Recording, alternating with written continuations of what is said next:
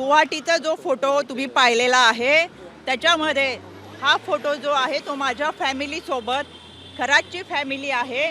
दुसरी गोष्ट, आम्ही खरात सोबत प्रवास केलेला नाही।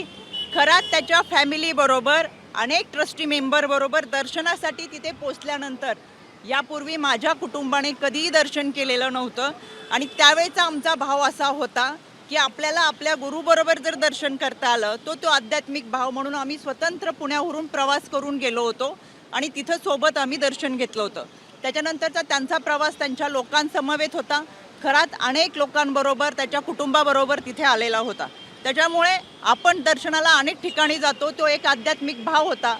17 तारखेला अरेस्ट केल्यानंतर लक्षात आलं की तो आरोपी आहे। तोपर्यंत खरं तर आपण पाहताय अनेक क्षेत्रातील अनेक मान्यवर हे त्याला गुरु मानत होते, दर्शनासाठी जात होते। तीच आमची भावना होती आणि एक प्रामाणिक श्रद्धा आम्ही ठेवली होती।